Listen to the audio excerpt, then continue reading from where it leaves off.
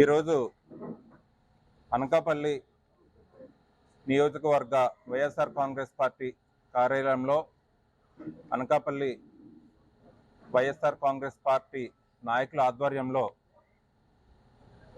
అనకాపల్లిలో జరుగుతున్నటువంటి భూ కబ్జాలు ఏ విధంగా ఉన్నాయి అనేటువంటి దాన్ని ప్రజల్లోకి తీసుకెళ్ళాలి. అదేవిధంగా అధికారులు సపోర్ట్ చేస్తున్నారు ఈ ప్రైవేట్ వ్యక్తులకి, దాన్ని తీసుకొద్దామని ఈ సమావేశం ఏర్పాటు చేయడం జరిగింది. దీనిలో భాగంగా అనకాపల్లిలో దాదాపు 100 కోట్లు విలువ చేసే దేవాదాయ ధర్మాదాయ శాఖకి సంబంధించిన భూమిని ఏదైతే ఎకరా 11 సెంట్లు సర్వే నంబర్ 1539/5 ఈ భూమిని కన్యకా పరమేశ్వరి దేవస్థానంకి దారి కామమ్మ అనేటువంటి డోనర్ దాదాపు 111 సంవత్సరాల ముందు డొనేట్ చేయడం జరిగింది. ఎందుకంటే ఈ కన్యకా పరమేశ్వరి టెంపుల్కి అక్కడ ఉన్నటువంటి ఎవరైతే ఈ బ్రాహ్మణులు ఎవరైతే ఉన్నారో ఒక సత్రం నడిపేదానికి ఈ దారి కామమ్మ అనేటువంటి డోనర్ డొనేట్ చేసినటువంటి ఈ భూమిని, ఈ ఎకరా 11 సెంట్ల భూమిని అధికారులు ప్రైవేట్ వ్యక్తులకి లబ్ధి చేకూర్చే విధంగా నిర్ణయాలు తీసుకోవడం జరిగింది. దీన్ని 2 రోజుల క్రితం మా అనకాపల్లి వైఎస్ఆర్ కాంగ్రెస్ పార్టీ అధ్యక్షులు అమర్నాథ్ గారు, అదేవిధంగా సీనియర్ నాయకులైనటువంటి ధర్మశ్రీ గారు, ముత్యాల నాయుడు గారు, అనకాపల్లి జిల్లాలో ఉన్నటువంటి ఎమ్మెల్యేలు అందరూ కలిపి మన విశాఖపట్నం వైఎస్ఆర్ కాంగ్రెస్ పార్టీ కార్యాలయంలో దీని గురించి వివరించడం జరిగింది. దానిలో భాగంగా ఈ భూమిని ఏ విధంగా అధికారులు, అంటే దేవాలయానికి సంబంధించిన భూమి 22C ఉంటుంది. అంటే ఈ ఎకరా 11 సెంట్ల భూమిని 22C నుంచి ఒక ప్రైవేట్ వ్యక్తులకి అధికారులు ఎవరైతే ఉన్నారో జిల్లా మెజిస్ట్రేట్ ఆఫీస్ కానీ, రెవెన్యూ డివిజన్ ఆఫీస్ కానీ, వీళ్ళందరూ కూడా దీనికి ప్రభుత్వ ఆస్తులు కాపాడుతారని చెప్పి వాళ్ళకి ఇంత అధికారాలు ఇచ్చి శాలరీలు ప్రభుత్వ సొమ్ముని ఇస్తుంటే ఈ విధంగా ప్రైవేట్ వ్యక్తులకి లబ్ధి చేకూర్చే విధంగా చేయడం మంచిది కాదని తెలియజేస్తూ, అన్ని రాజకీయ పార్టీల నాయకులు కూడా మేము కోరుతున్నాం, మన అనకాపల్లి ప్రజలకు చెందిన ఆస్తిని, దేవాలయాలకు చెందిన ఆస్తిని కాపాడేందుకు మనందరం కలిసి పనిచేద్దాం. 2-3 రోజుల క్రితం మిగతా వామపక్ష పార్టీలు కూడా దీనికి స్పందించి వాళ్ళ వాణి వినిపించడం జరిగింది. వాళ్ళకి కృతజ్ఞతలు తెలుపుకుంటూ, ఈ అధికార పక్షంలో ఉన్న పార్టీలు కూడా దీనిలో మీ ప్రమేయం లేదు అనుకుంటే, తెలుగుదేశం, జనసేన, బీజేపీ పార్టీలు మీ ప్రమేయం లేదు అనుకుంటే ఒక ప్రెస్ మీట్ పెట్టో, లేదంటే ఒక ఎంక్వైరీ పెట్టి మేము ఇదిగో ఈ అధికారులు చేసిన దుర్వినియోగంకి మేము ఎంక్వైరీ చేయించాం, లేదంటే మేము ప్రశ్నిస్తున్నాం అని చెప్పాల్సిన బాధ్యత మీకుందని తెలియజేస్తూ, సాక్షాత్తు జనసేన పార్టీ ఆపోజిట్లో ఉన్నటువంటి ఈ స్థలం స్థానిక ఎమ్మెల్యే గారు కూడా ఎన్నో సంవత్సరాలు పరిపాలన చేశారు అనకాపల్లి ప్రాంతానికి. కాబట్టి ఆయనకి దీని మీద ఎక్కువ అవగాహన ఉంటుంది కాబట్టి, ఎన్నో సంవత్సరాలు కాపాడారు కాబట్టి మీరందరూ కలిసి ఈ భూమిని, ఇప్పుడు కొత్తగా వచ్చిన అధికారులు కానీ వీళ్ళెవరు కూడా దీన్ని దుర్వినియోగం చేయకుండా మీ అందరూ కూడా సహకరిస్తారని కోరుకుంటూ, అదేవిధంగా మిగతా భూములు కూడా ఏ భూములు అయినా కానీ ప్రభుత్వ ఆస్తుల్ని, అనకాపల్లి పట్టణంలో ఉన్నటువంటి ఆస్తుల్ని ప్రైవేట్ వ్యక్తులకు అందజేయకుండా ఈ అధికారులు సహకరిస్తారని కోరుకుంటూ, దీనిలో భాగంగా రేపు ఈ కన్యకా పరమేశ్వరి టెంపుల్ సైట్ ఏదైతే ఉందో ఈ ఎకరా 11 సెంట్ల భూమికి సైట్ విజిట్ చేసి వైఎస్ఆర్ కాంగ్రెస్ పార్టీ నాయకులు అందరమీ, మా జిల్లా పార్టీ ప్రెసిడెంట్ అయినటువంటి గుడివాడ అమర్నాథ్ గారు, అదేవిధంగా సీనియర్ నాయకులు ముత్యాల నాయుడు గారు, ధర్మశ్రీ గారు, అనకాపల్లి నాయకులు అందరం కలిసి రేపు ఆ సైట్ దగ్గర, అది దేవాదాయ ధర్మాదాయ శాఖ ద్వారా కన్యకా పరమేశ్వరి దేవస్థానానికి దఖలపడింది. దేవాదాయ ధర్మాదాయ శాఖకు సంబంధించిన భూములు లిస్టులో కూడా ఏదైతే సర్వే నెంబర్ 1539/5 లో ఉన్నటువంటి 2 ఎకరాల 49 సెంట్ల భూమిని డాక్యుమెంట్ నెంబర్ 463/2019 ఏదైతే రిజిస్ట్రేషన్ చేశారో ఆ భూమి ఎండోమెంట్ రికార్డ్స్ లో కూడా అది సత్రం భూమి అని చెప్పి నమోదు చేసి ఉంది. అటువంటి భూమి, అందులో 2 ఎకరాల 49 సెంట్ల భూమిలో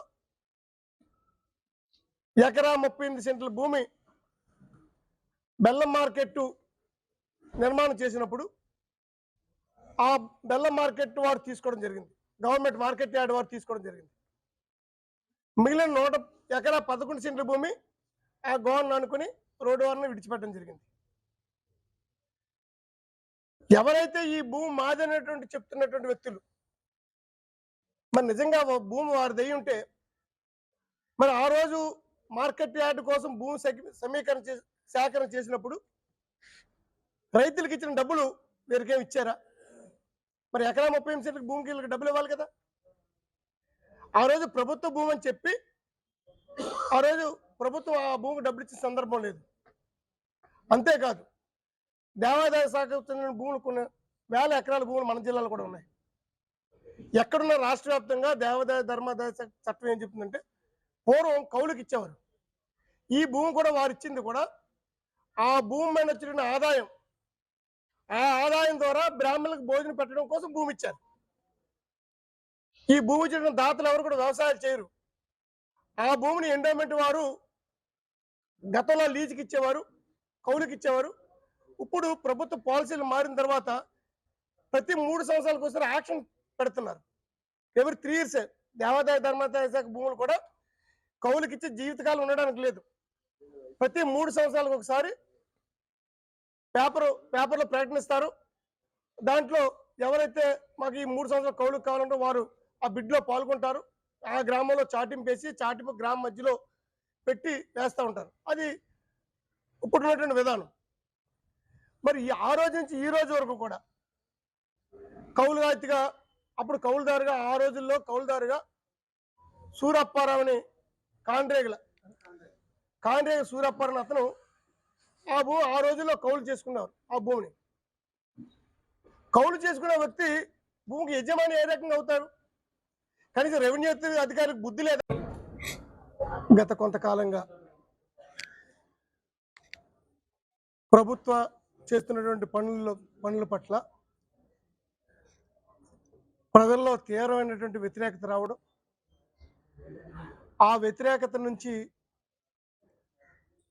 ప్రజలను డైవర్ట్ చేయడం కోసం ఈ రాష్ట్ర ప్రభుత్వం ప్రజలకు చేసినటువంటి ఏ కార్యక్రమాలు లేవు కాబట్టి హిందూ ధర్మం అని, సనాతన ధర్మం అని, తిరుపతి స్వామివారి లడ్డు అని ఒక కొత్త వాదనని, లేని వాదనని, ప్రభుత్వం చేసిన పనులు చెప్పుకోవడానికి ఏమీ లేవు కాబట్టి ఈ రకంగా లేని తప్పుడు ఆరోపణలు గత ప్రభుత్వాల మీద చేస్తూ డైవర్షన్ పాలిటిక్స్కి తెరదీశారు. దాన్ని పట్టుకొని సనాతన ధర్మం ఒకరు, దేవాలయం ఒకరు ప్రజల మైండ్ సెట్ని మార్చడానికి, ప్రభుత్వ వ్యతిరేకతని మళ్లించడానికి అనేక కార్యక్రమాలు ఈ మధ్యకాలంలో మనం చూస్తున్నాం, వారు చేస్తున్నారు. మేము ఈ ప్రభుత్వాన్ని, ఈ ప్రభుత్వంలోని పాలకుల్ని అనకాపల్లి జిల్లా నుంచి, అనకాపల్లి నియోజకవర్గం నుంచి ఒకటే ప్రశ్నిస్తున్నాం. మీరు ఒక పక్క సనాతన ధర్మం అని, హిందూ పరిరక్షణ అని చెప్పి మీరు మాట్లాడుతున్న మీరు అనకాపల్లి నడిబొడ్డున, అనకాపల్లి పట్టణ నడిబొట్టున 100 కోట్ల విలువైనటువంటి దేవాదాయ ధర్మాదాయ శాఖకు చెందినటువంటి భూమిని మీరు నియమించిన